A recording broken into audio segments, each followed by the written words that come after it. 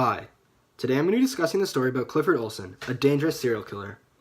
Clifford Olson was born January 1st, 1940 in Vancouver, BC, and died at the age of 71 due to cancer. He grew up nearby Richmond, on a farm with his 3 siblings and parents. As a schoolboy, he was a bully and a petty thief, who tormented cats and dogs and was bold enough to snatch berries from unsuspecting neighboring farmers and try and sell them back to them. He was always getting into fights at school and getting beaten up, his father said in an interview. One day, he told his father, "Dad, I want to learn how to become a boxer." And once he became one, he began settling the scores by beating up all the guys that did so to him. His dad thought that was the trouble, the chip on his shoulder. He ended up dropping out of school after completing grade 8. However, Clifford wasn't always a bad kid. His former boxing coach, Tommy Ewell, only had positive memories of the good boy who was runner-up in a Bronze Gloves tournament in 1954 and was deemed the most sportsmanlike boxer 4 years later in a Golden Gloves tournament. Olson went on to marry Joanne Hale on May 15, 1981, the mother of his only child.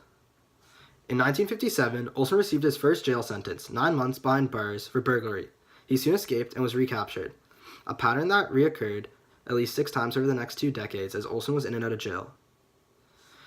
Olson killed in a murderous spree lasting only 9 months from November 1980 through July 1981.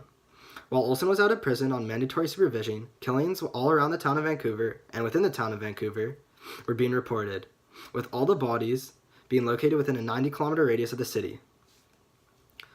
Olson left crime scenes quite clean, as he had time to remove evidence as he killed in isolation, by either finding victims alone and in the middle of nowhere, or kidnapping them and bringing them to isolated spots. There was no suspected killer until after half of his murders were complete. He was able to hide all bodies really well, and never left any weapons for police to find, and never had a relationship with the media through notes, videos, or things like that.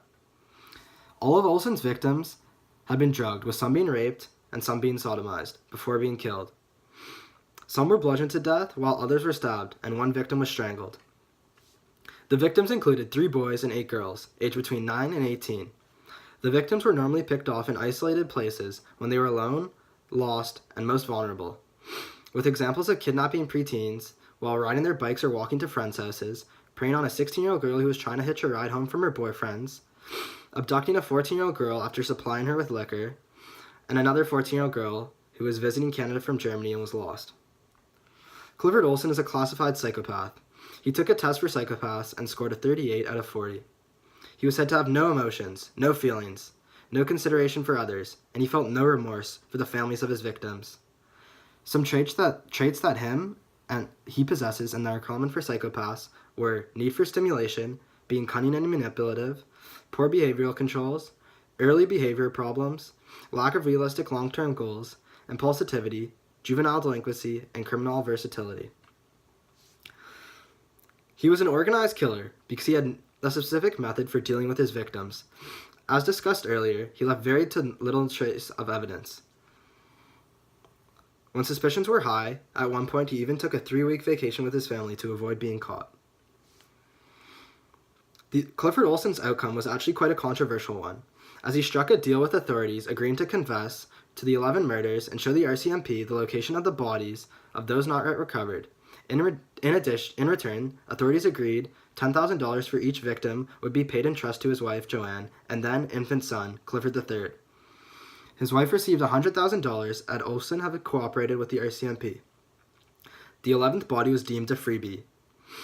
In January 1982, Olson pleaded guilty to 11 counts of murders and was given as many concurrent life sentences to be served in Canada's super maximum security special handling unit in Saint-Anne-du-Plain, Quebec, which houses many of the country's most dangerous criminals. Olson was a dangerous offender, meaning it was very likely he would ever be released from prison. However, shockingly, he applied for early parole after just 15 years of being in prison. He was rejected within 3 minutes. He then tried again 10 years later. This time he was rejected within 30.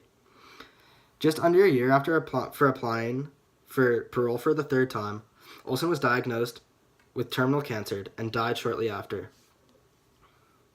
So after learning about this killer, I still believe there is no way to 100% stop someone before they become a serial killer. However, there are signs we can see. For example, Olson was in and out of jail and possessed many traits of a psychopath. I believe to keep our society away from this danger, we should have standard mental tests for all criminals. Our justice system, while still needing to be strict in punishing for the crimes people commit, there needs to be some type of mental support standard, even if someone doesn't need it, just to ensure that killings like this will not happen again.